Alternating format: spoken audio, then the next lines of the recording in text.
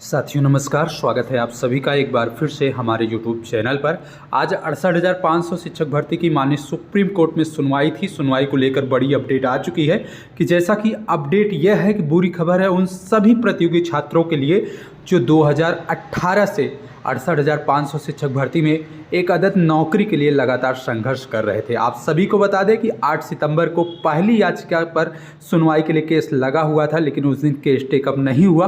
तब से आपका मामला टल ही रहा था, बराबर तारीख पे तारीख मिल रही थी और अंततः आज सुप्रीम कोर्ट में सुनवाई की तारीख लगी हुई थी। और आपको बता दें कि जो एसएलपी थी अभ्यर्थियों की तरफ से, जिसमें Alok Kumar versus state of UP, इसके अलावा अगर हम बात करें शिवम तिवारी के नाम से भी अब एसएलपी दाखिल की गई थी और भी 2-3 एसएलपी दाखिल की गई थी। सभी एसएलपी पर आज एक साथ सुनवाई हो चुकी है।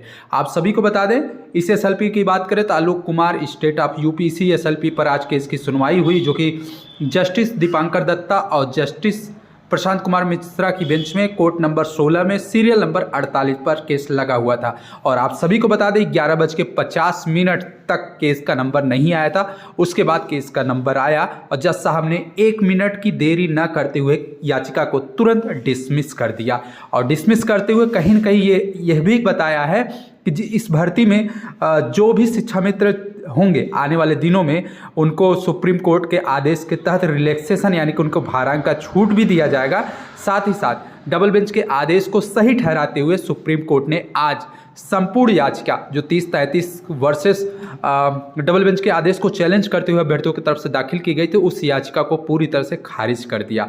आप देख सकते हैं केस स्टेटस भी देख लीजिएगा, डिसमिस कर दिया गया है। आलोक कुमार, आशुतोष कुमार और जितनी भी एसएलपी आज कोर्ट नंबर 16 में सीरियल नंबर 48 के साथ कनेक्ट थी, सभी याचिकाओं को खारिज करते हुए डबल बेंच के आदेश को सही ठहराया। बाकी शिक्षा मित्रों को लेकर कुछ रिलैक्सेशन की छूट की बात की गई है, वो जजमेंट जारी होने के बाद पूरी जानकारी आपको दी जाएगी। फिलहाल आप सभी को बता दें आदित्य संघर्षी की तरफ से भी एक एसएलपी दाखिल की गई है, जिसकी सुनवाई अगले सप्ताह बुधवार को होने वाली है। और आप सभी को बता दें उस एसएलपी में भी कहीं न कहीं इस आर्डर का हवाला देते हुए कोर्ट की तरफ से, सरकार की तरफ से खारिज कराने की पूरी कोशिश की जाएगी। तो पूरी संभावना है कि आदित्य संघर्षी का भी जो याचिका है उस पर भी यही जजमेंट प्रभावी रहेगा। तो कुल मिला के अगर हम बात करें 68,500 शिक्षक भर्ती के बारे में, तो आज उन सभी प्रतियोगी छात्रों के लिए बहुत दुखदायी सूचना है जो 4 वर्षों से इस भर्ती में एक अदद नौकरी के लिए लगातार संघर्ष कर रहे थे।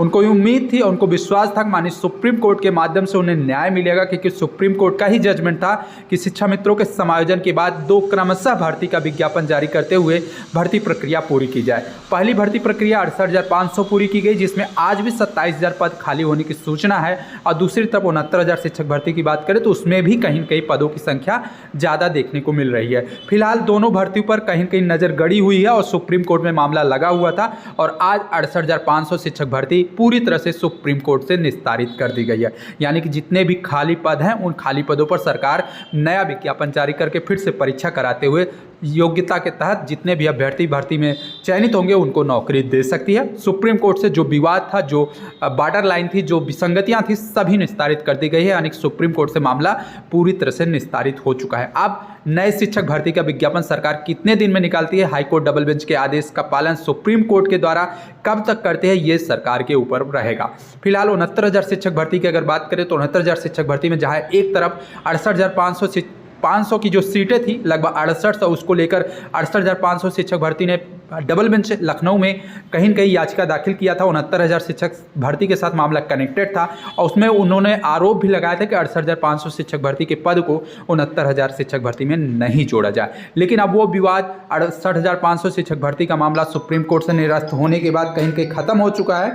और अगर बात करें तो खत्म होने के बाद बात करें तो अब 68,500 शिक्षक भर्ती की कोई भी सीटें सरकार किसी भी स्तर से कुछ भी कर सकती है, किसी प्रकार का कोई रोक टोक नहीं रहेगा। अब 69,000 शिक्षक भर्ती के आरक्षण मामले पर कहीं न कहीं रास्ता क्लियर हो चुका है और अब सरकार 68,500 शिक्षक भर्ती में किसी प्रकार का हस्तक्षेप न करते हुए 69,000 शिक्षक भर्ती को आगे बढ़ाते हुए प्रक्रिया पूरी करने की दिशा में कार्य कर सकती है। आप बता दें आज आपको बता दें कल के डेट में ही भास्कर सिंह यादव, जो कि आपके ही बीच के ओबीसी के वर्ग अभ्यर्थी हैं, इनके माध्यम से याचिका दाखिल की गई थी और आज कहीं न कहीं सुनवाई करने के लिए कोशिश की गई थी। एक तरफ से अगर बात करें तो आज भास्कर सिंह यादव की तरफ से स्टे वैकेंट एप्लीकेशन दाखिल की गई थी और स्टे वैकेंट एप्लीकेशन की अगर बात करें तो हिंदी में अनुवाद समझ लीजिए स्थगन समाप्त करने के लिए आवेदन, यानी कि 69,000 शिक्षक भर्ती में जो जनरल अभ्यर्थियों की तरफ से स्टे लिया गया है 8 सितंबर को पूर्व चीफ जस्टिस ने आदेश दिया है, उस जजमेंट को समाप्त करने के लिए एक आवेदन किया गया। कहीं न कहीं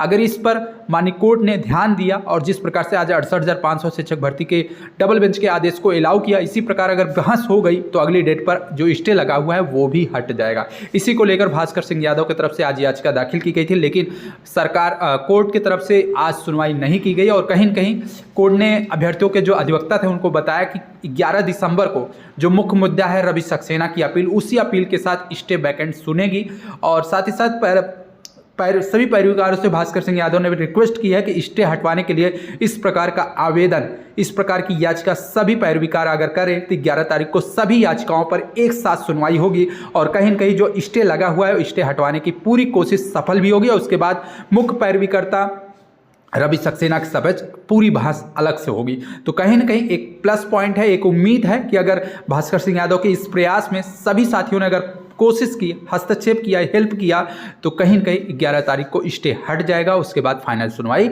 होती रहेगी। तो फिलहाल ये महत्वपूर्ण सूचना है 69,000 शिक्षक भर्ती को लेकर। और आज की सुनवाई की अगर बात करें तो जज साहब ने आज की सुनवाई को न सुनते हुए सीधे to be listed on the 11 December 2024 यानी कि आज के मामले को 11 तारीख के साथ कनेक्ट कर दिया है और कहीं न कहीं सभी मामले को एक साथ 11 तारीख को सुनेगी। तो कहीं न कहीं अगर 11 तारीख को पूरी मजबूती के साथ ओबीसी वर्ग के अभ्यर्थियों ने पैरवी की तो 11 तारीख को स्टे हटने की प्रबल संभावना है। उसके बाद फाइनल डिसीजन माननीय कोर्ट के माध्यम से बहस के उपरांत दिया जाएगा।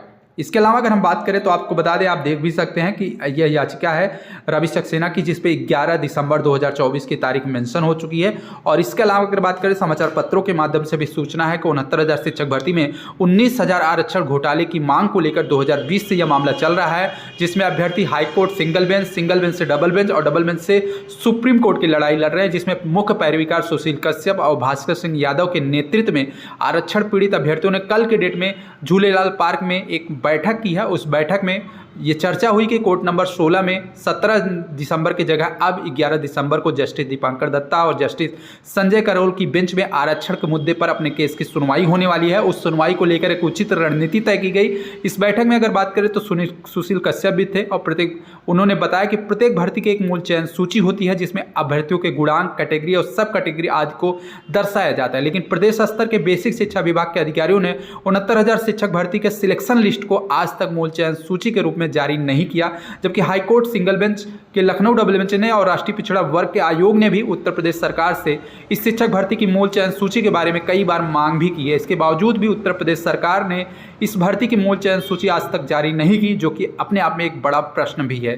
आखिर उत्तर प्रदेश सरकार इस शिक्षक भर्ती की मूल चयन सूची क्यों छुपा रही है, क्यों नहीं सार्वजनिक कर रही, ये सबसे बड़ा प्रश्न है। और इसी को लेकर अभ्यर्थी लगातार सुप्रीम कोर्ट में इस मामले को लेकर चर्चा करेंगे और माननीय कोर्ट के माध्यम से भी सरकार से मूल चयन सूची की मांग भी करेंगे। अगर सरकार चाहेगी तो ये मामले को निस्तारण भी कर सकती है, या तो याचिका लाभ दे सकती है या तो डबल बेंच के आदेश के तहत जितने भी पीड़ित साथी हैं उनको नौकरी देकर मामले को डिसाइड भी कर सकते हैं। फिलहाल देखना यह है इस मामले का क्या कुछ होता है। बाकी 68,500 शिक्षक भर्ती की आज पूरी तरह से कहानी सुप्रीम कोर्ट से समाप्त हो चुकी है। पीड़ित अभ्यर्थियों को बहुत दुख हुआ है, लेकिन सुप्रीम कोर्ट के आगे वो भी मजबूर है। फिलहाल 69,000 शिक्षक भर्ती के अब रास्ते क्लियर हो सकते हैं। संभावना यह है कि 11 दिसंबर को 69,000 शिक्षक भर्ती में जो स्टे लगा है वो भी स्टे समाप्त हो जाए। डबल बेंच के आदेश को लागू करते हुए माननीय सुप्रीम कोर्ट आरक्षण पीड़ित अभ्यर्थियों को भी न्याय दे, इस प्रकार की प्रबल संभावना है। बाकी 11 तारीख के लिए सभी साथी तैयार रहिएगा। 11 तारीख को कुछ बड़ा आप सभी को देखने को मिल सकता है। भास्कर सिंह यादव की तरफ से उचित प्रयास किया जा रहा है, जिसका निस्तारण आपको दिसंबर 2024 तक देखने को मिल सकता है। फिलहाल जो भी सूचना रहेगी चैनल के माध्यम से अपडेट करते रहेंगे, तो चैनल को सब्सक्राइब करते हुए वीडियो को शेयर कर दीजिएगा। धन्यवाद।